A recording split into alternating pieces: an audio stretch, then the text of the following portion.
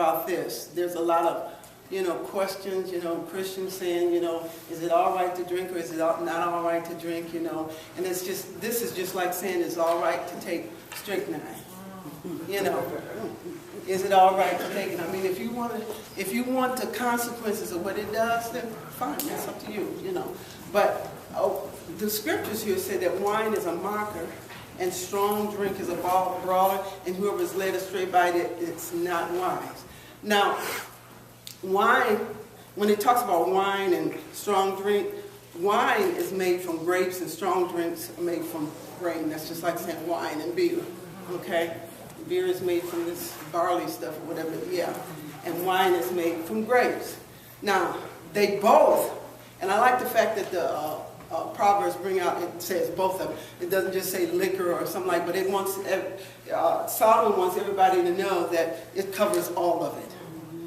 So, and in this particular scripture, because throughout the scriptures, you do hear sometimes where it talks about drinking wine, and over in Timothy, when it talks about that, it says drink a little wine for your stomach's sake. Over here in this country, that doesn't fit culture. Because in this country, we got good drinking water, okay? So to say that it's all right to drink wine, there's a reason behind that. And then there's a difference between that and what we get in these liquor stores, okay? So, they both lead men astray. That's what's really what you want to focus on. First, a person becomes a social drinker and then an alcoholic. And you say, why doesn't it happen to everybody? Well, it's what is in each individual. Like, for instance, like there are people that are what do you call obsessive. Okay, so it's kind of like if a little is good, a whole lot is really good. So, but that could be, the reason why. But for some people, it's going to trigger. Some people spend all their life and they could be a social drinker and never graduate to that. But for others, it could trigger into that. But I have nothing really good to say about alcoholic beverages. Wine does mock men in that it causes them to become mockers and scoffers. As a mocker, it leads to decreased capacity for self-control, a weakening of inhibitions, and this disdaining for prudent behavior and righteous value. In other words, when a person becomes intoxicated, they will lose all sense of value. They would do things that they wouldn't normally do because their senses are dull. As a brawler, it contributes to disturbance, and it kind of graduates. Conflict, violence in families and society. Now, when we look at it, in our country, the consumption of alcohol is a factor in more than 50% of all fatal crashes. Now, this is the way I'm going to approach it, because when people bicker over whether you should drink or not, let's look at the statistics, okay? 75% of all crime committed and more than 30% of all murders. Ephesians 5:18 says, do not get drunk on wine, which leads to debauchery. Instead, be filled with the Spirit. Now, debauchery, for short, I looked it up, and there's a whole lot of things in it. It's all a slow degrading of indecency, okay? But it says excess indulgence in sensual pleasure. A sane, now what Solomon is saying here is that a sane, when we look at it, is a sane, sensible man when sober. When he's sober, a sensible man is when a man is sober, loses all restraint when liquor is received into his system. And his mind does not function properly, for alcohol beverages are poison which destroys the brain cells. Okay, so when you think about it, well, is it all right to drink? Well, how many brain cells do you want to maintain? Because once your brain cells are destroyed, they're gone. You can't restore brain cells. So it destroys brain cells. So many people have been destroying their brain cells for years. Okay, it destroys brain cells. When the wine, I like this saying, it says, when the wine is in, the wit is out. That's a quote from someone that I read, and what he said is that it swallows up the reason, dulls the mind, clouds the brain, stirs up passion. Now the Hebrew word for strong drink includes all forms of liquor, just like I said, and it says except wine, which is why Solomon named it like that. He says strong drink and wine because he wanted to know that it includes all of it's forbidden. Wise men will shun all forms of liquor for the poison that they are. So, in light of all of that, and if that's something that you do on a social, level, then you might want to rethink it.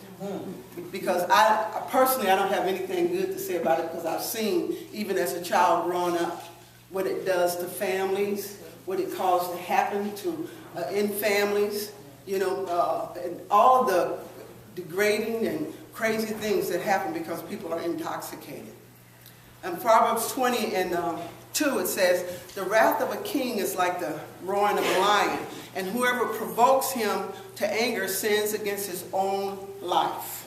Now, it says the fear, in another version it says that fear, so wrath and fear are the same, but it's the fear that is caused by a king is like the roaring lion. Remember the absolute power of an ancient king. You can ready to see the wisdom of not antagonizing one. And we're going to read a scripture in 1 Kings chapter 1 to show you what, kind of like what this is really talking about. It's just one example. But there are illustrations from Solomon himself. And in 1 Kings chapter 2, and we're going to start at verse 23.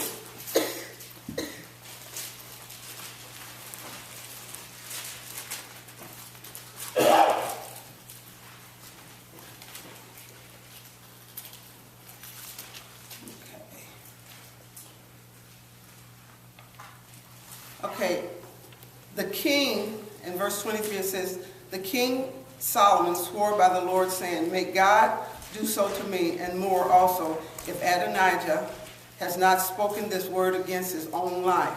Now therefore, as the Lord lives, who has confirmed me and set me on the throne of David, my father, and who has established a house for me, as he promised, Adonijah shall be put to death today. So King Solomon sent by the hand of Benaiah, the son of Jehoiada, and he struck him down, and he died. Now, for a little background on that, Adonijah was Solomon's brother, half-brother. Adonijah had taken over the throne, but the throne was promised to Solomon. And what happened is that when Solomon got the throne, he became king. King David set him up as king. Adonijah, he spared his life because he knew that once Solomon became king, that he would kill him. So he went into the temple and he held on to took a hold of the horns of the altar, which was, he was pleading for his life. And so when Solomon came, he spared his life. But what Adonijah did, and he had another agenda, he went to Solomon's mother, Bathsheba, and asked her to make a request of Solomon for him. And Solomon wanted to take one of David's women of David's harem for his wife, which was really saying that if he took one of David's harems for his wife, that was like him reassuming the throne again. And so what he did was his request, Solomon understood it, and what he had done here, what we're talking about, it says, it is whosoever provokes him to anger, that is the king, sins against his own soul. So understanding that, Solomon is, he's bringing out the fact that no sane person would challenge a wild lion when he had no way of defending himself. So likewise, it is foolishness to provoke the one man in the nation who has the absolute power of life and death. Now he knew he was not on Solomon's good side. And he knew, I don't know whether he thought Solomon was stupid or not, but he was requesting one of King David's women from his harem, which still belonged to King David. And he provoked Solomon to anger.